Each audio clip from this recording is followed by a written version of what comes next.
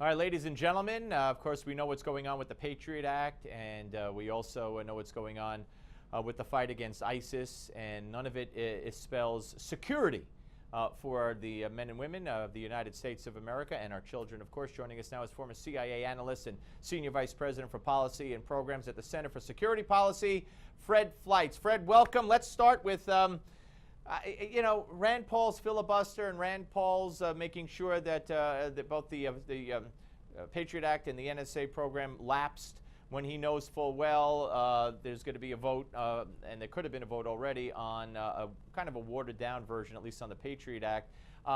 What kind of danger does this put us in, do you believe, even the new bill that the House passed as opposed to the Patriot Act just being renewed as it was? Hey, Steve, it's good to be here. Thank you. This whole issue really concerns me because I know that the metadata program was a very useful counterterrorism tool. And this standard that we can't find a smoking gun on the terrorist plot, it's stopped, that's not the way intelligence works, Steve. When I was an intelligence analyst, I'd have 100 sources in front of me. I'd go through all of them, and sources would contribute to each other. Rarely could I say that just one of those sources was the key. I think our country's less safe because this program was turned off, if even for a few days. What I'm really concerned about is that Rand Paul seemed to be running this whole operation to raise money for his presidential campaign, and I really think that stinks. All right, now let's talk about what's going on overseas. You know, you're more familiar than I am with the revelations by the U.S. pilots who were talking about the fact that they're sent out on missions and then they're called home without being allowed to drop their bombs. And basically, tell me I'm wrong. I wish you would tell me I'm wrong. But is Barack Obama not legitimizing human shields on the part of terrorists as a legitimate defense? If we're so trigger shy as to not drop a bomb if a single civilian will be killed or injured, isn't it over? Don't we just surrender now? Well, let's think about this, Steve. The pilots can't bomb targets that they know they have to target. Our troops, our military advisors, our boots on the ground, are restricted to bases. They can't go out in the field. The president does not want to win in Iraq. He only sent troops to Iraq. He only started bombing because he was forced to by the atrocities. This president is determined to do as little as he can get away with and hand this mess to the next president. But why? Because the president, Mr. Obama, wants to say he's the president who came into office and got us out of the wars in Iraq and Afghanistan. He doesn't want the history books to say he got us into a new war. All right, so he's going through the motions. Let's put his motivations aside.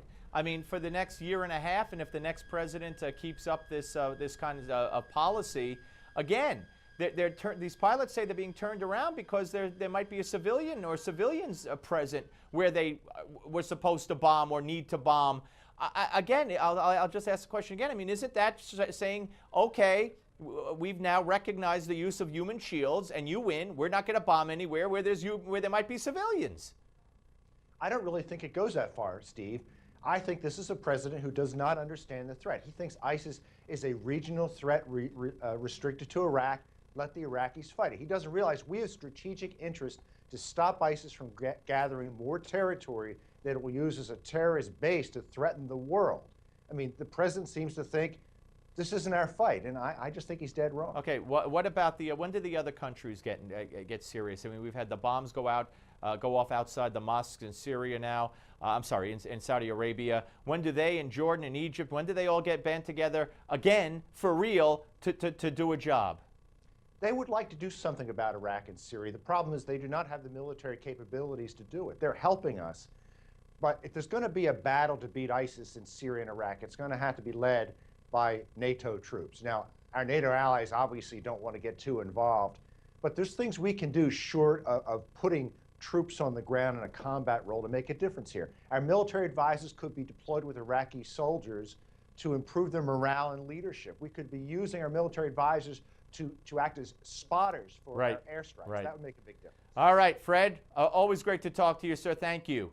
Good to be here. All right, folks. Gimme 5 is next, but first, we're going to hear from Daily Wrap co-host Rick Unger. Of course, the Daily Wrap follows this show every single night here on Newsmax TV, and he's going to give us a preview of tonight's show that kicks off at 7 p.m. Eastern. So let's turn it over to Rick.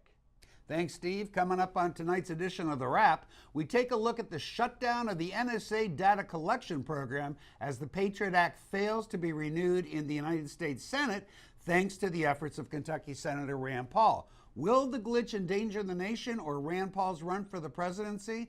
Then, Jeb Bush wants you to wait a few more years before you get your Social Security check, and if you're a little bit too wealthy, you may never get it at all if Governor Bush becomes President Bush. And with the addition of Maryland Governor Martin O'Malley to the race for the Democratic presidential nomination, should Hillary Clinton be looking over her shoulder? We've got all this and much, much more tonight on the Daily Wrap, immediately following the Malzberg Show. Hope you'll join us.